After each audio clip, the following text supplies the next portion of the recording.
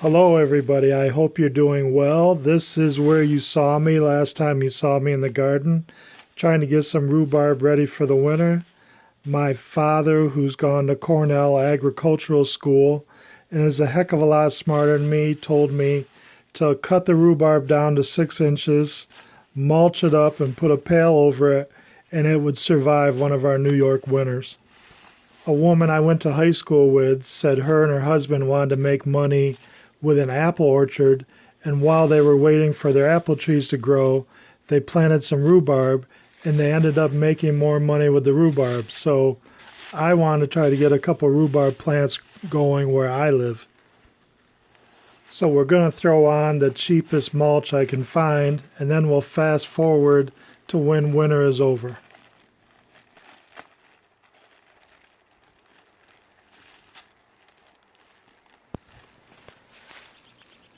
So here's our garden in April. The snow's finally gone away. On the left, we've got some lupin flowers. Hopefully we'll have some strawberries this year. But here's the big surprise. We didn't mulch this. We didn't do anything. And look at this kale that's coming up through. I'd probably live 10 years longer if I could eat this stuff, but I cannot eat kale. But if you live up north and you're looking for a healthy addition to your garden, right there's living proof kale can survive a freezing New York winter. This is what we are looking for. Here's some Swiss chard. We were going to do the same thing with this that we did with the rhubarb. At the last second, we decided to pot it and bring it in for the winter. We cut it down to 6 inches, and now it's growing back. It's going to get put back in the garden.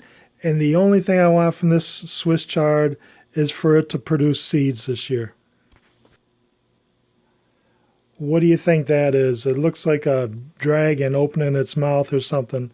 But that's the start of a seed stalk to my rhubarb. So you can see the rhubarb survived the winter. It's growing back. And it's giving me a lot of seed stalks. The rule on seed stalks is if you want a lot of rhubarb production, you immediately cut away your seed stalks, because once the rhubarb produces seeds, it thinks its job is done for the year. It's not going to give you rhubarb. And then if we jump ahead a couple weeks, here's the rhubarb. The seed stalks are even higher. They'll get about 2 or 3 feet tall, and they'll brown up in the fall. We'll see if we can harvest some rhubarb seeds from them. Okay, let's switch over to grapevine cuttings. This channel has 1 million views, and 200,000 of them are our grapevine cutting videos. Here's our first one in 2013. We took some green cuttings and put them in some water and had great results. From that video, somebody asked, when do you take grapevine cuttings? Oh, perfect. Oh, cannot get up. Oh my God. You get up now? Oh my goodness. You can walk. Oh my God.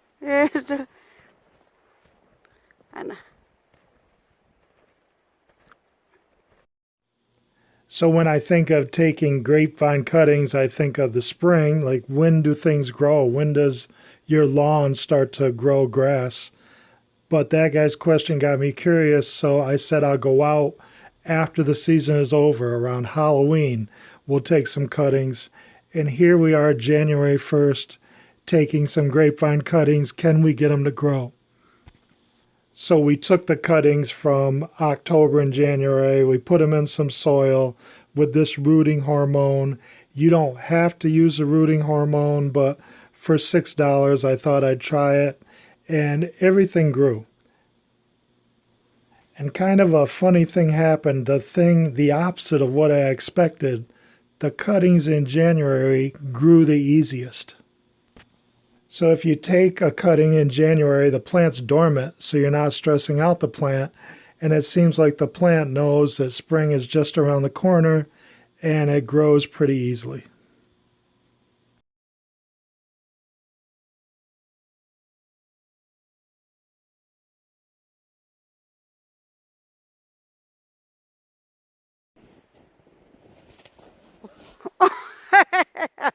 Oh, perfect.